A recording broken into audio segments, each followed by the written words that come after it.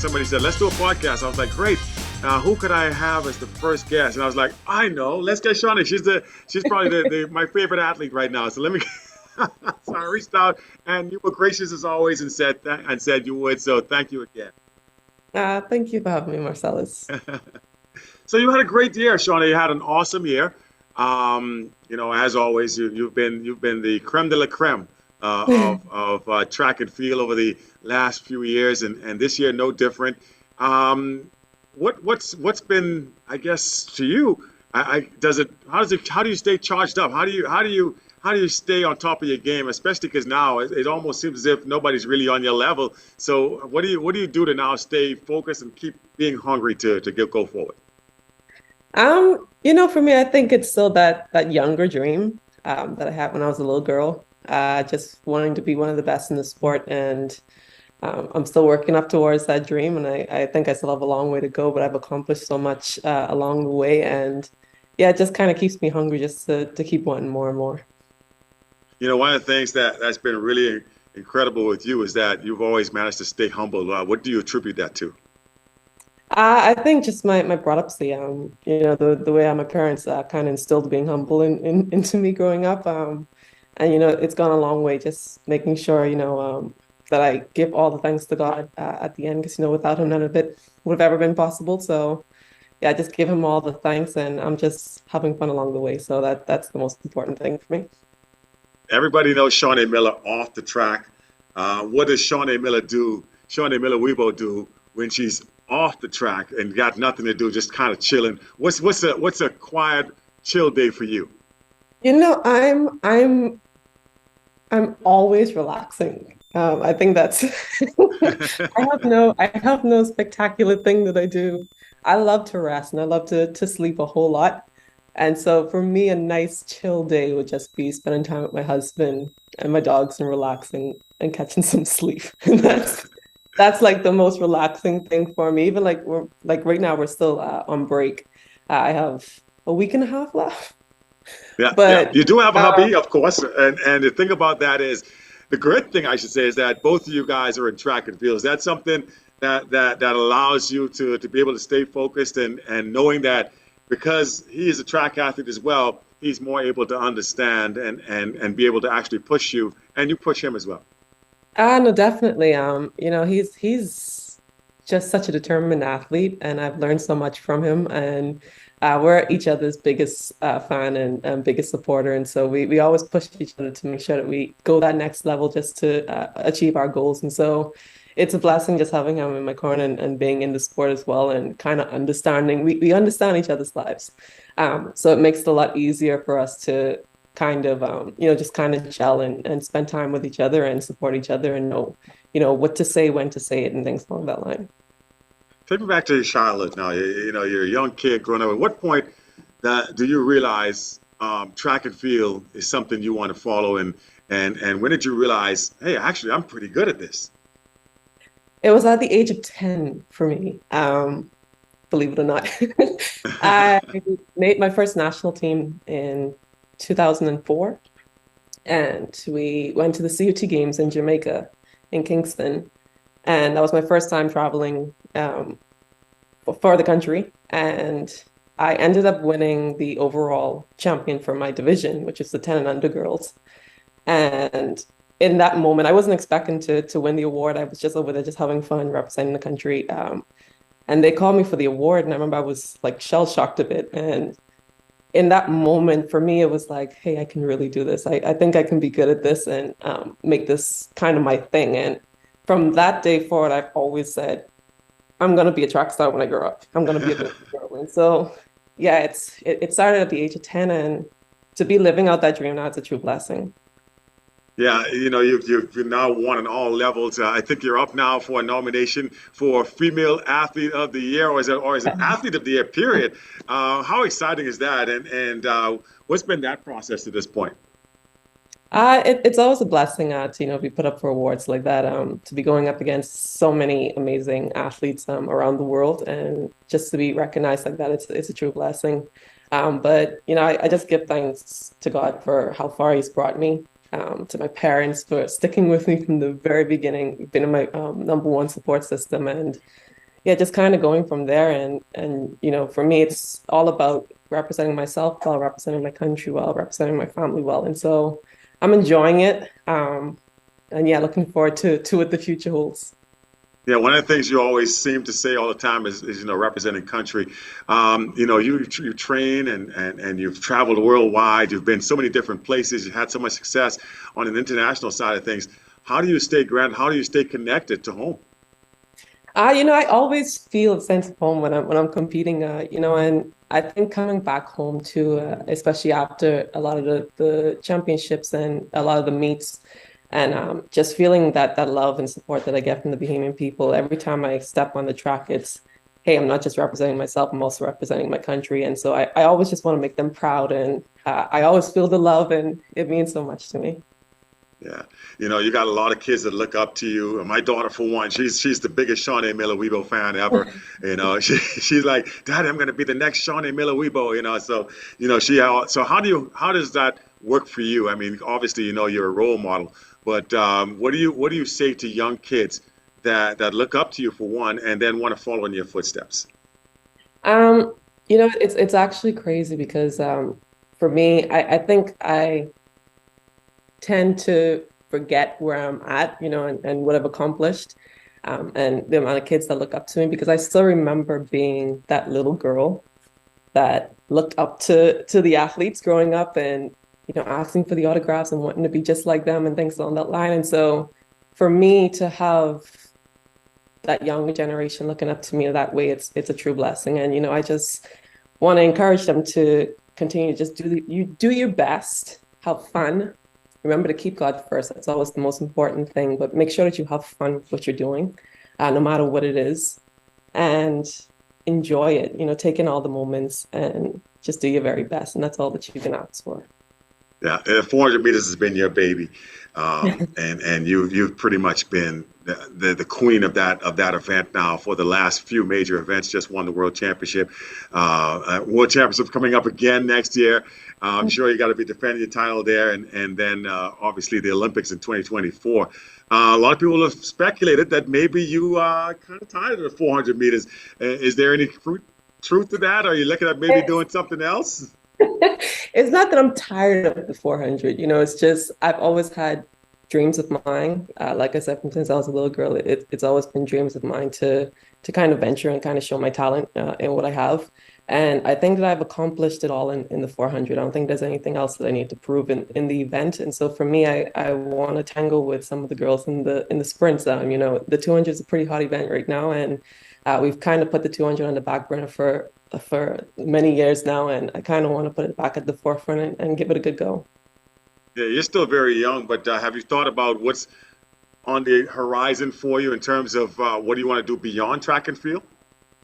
You know what?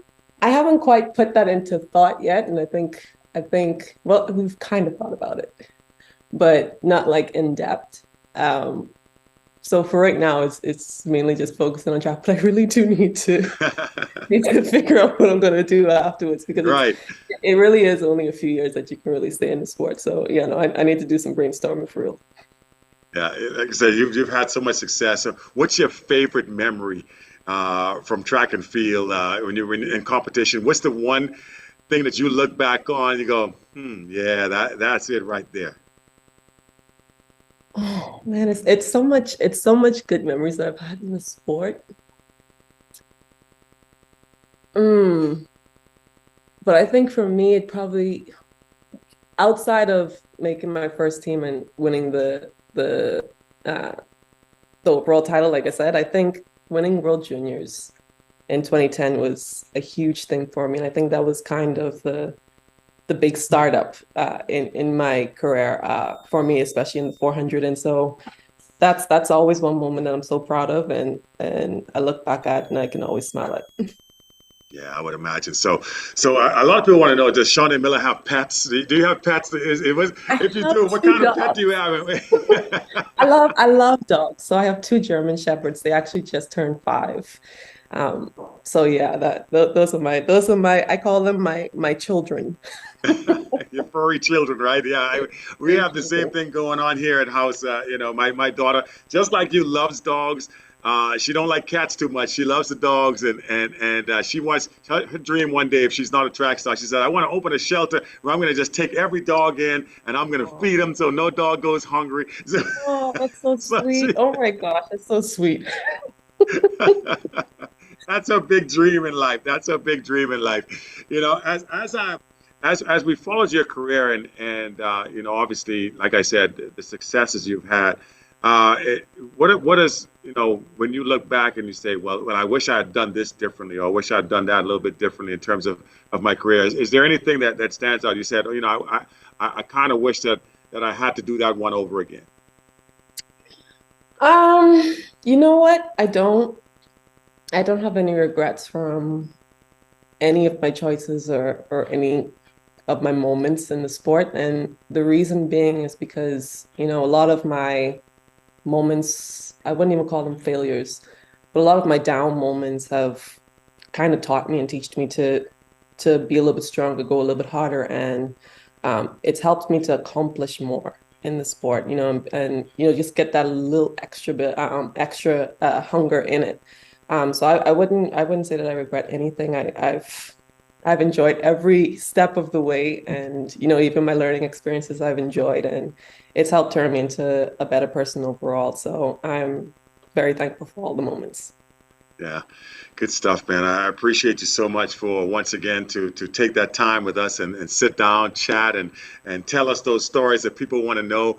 I guess one last thing, as everybody knows, it's good to have support crew behind you, and you've had your parents behind you, both father and mother are strong advocates for you, and how important was that in particular growing up, and even now at your Uh, success? yeah, no, it was always very important to me, and it's still very important to me, just to see the amount of support that they give me. For me, and that's why I always push the parents to make sure that they're active in their child's careers in sports, whatever their extracurricular activities may be, because it does mean a lot to the athletes, to their children.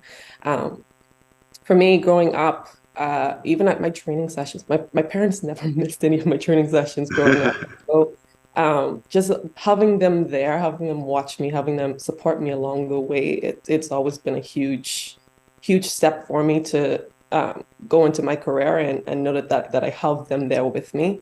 And even in competition, I think having them in competition is one of the most important things for me too, is, they've been with me, like I said, the entire time. And whenever I see them in the crowd, and every time I go on the track, I always try to look for them too. And just knowing that they're there, oh my gosh, I'm getting emotional.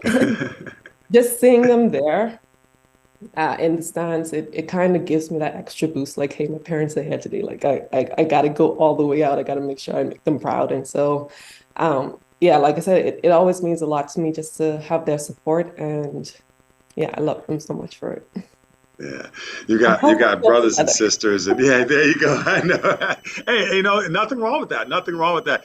And obviously your brothers and sisters, they're I got your back as well. Some of your sister and your brother both compete a little bit, but do you give them pointers or do they say, man, you don't know what I know sometimes your brothers they don't want to talk, they don't want to hear nothing from sister. We're always trying. We're such a close-knit family. And my eldest sister as well, she was in the sport with me. And especially during my time. And I would always look up to her, and she used to do the 4 and the 8. I used to do the 1 and the 2 growing up. And when I was kind of making the change over to the 400, I would always like ask her for advice. And I was just like, I don't know, but I always enjoyed it so much. And then having my little siblings in sports as well, in track. It's always been a true blessing. We always help with each other. We're all very competitive, first off, but we're always so supportive of each other. We always try to go and catch each other's track meets if we could, and yeah, just show that support for one another. Yeah. So what's a favorite meal of yours? I know you gotta when you're in training, you gotta stay the course. You gotta eat right. But when you do get that chance to just have a meal that you want to have, the Shaunae Miller Mhm. special, Mhm. what's that? You know what? It would have to be a trip home and to get some conch, some crack conch with some peas and rice, some macaroni, and some coleslaw. I think that is mwah, the icing on the cake for everything for me. That's what I'm always mostly looking forward to, especially when I go home. So yeah, that's definitely my favorite meal. Now, how often does that happen? I mean, is that after, like, let's say you Yeah. just won the Olympic gold, you say, you know what, fly in the conch, I'm ready to go. You know what? And shame on me, but almost every time I go home, I do get it and I do eat it. But it's okay. It's okay to treat yourself every now and then. So I feel like that's my treat every time I go home. Doesn't make you a bad person, as they say. You know, sometimes you got to have a little vice, you know? Hey, I think it does me well. When some people ask me what's the secret for the Bahamian people, I tell them it's the conch. So I'll take it. Yeah, you've earned it. You've earned it. Sean, and I see right now. I'm gonna take you. Can you see the screen right now? I want you to take a look at the screen. This is one of those performances that you accomplished over the years, and I just want you to look back and see if you can remember this video and tell me what you're seeing right now. This is I think this is the 400 meters. This is a recent race. I don't know what year this was, but do you remember this one? 2010 in Moncton. See, we find stuff. Look at that. You know, we went deep in the crates and we Oh, we that's so found crazy. we found one of your races here. And like I said, there you are on the screen. Look at that right there, lane number 4. Does it still get exciting for you when you look up on the billboard and you see your name and the lane assignment? Do you still get excited with that? It kind of gets your blood rushing a bit. Like, it's time to compete and it's time to get ready to go. But in this video specifically, I think this is the heat. Everyone's important. But I didn't realize that I had the world leader for juniors in my heat. I didn't realize it.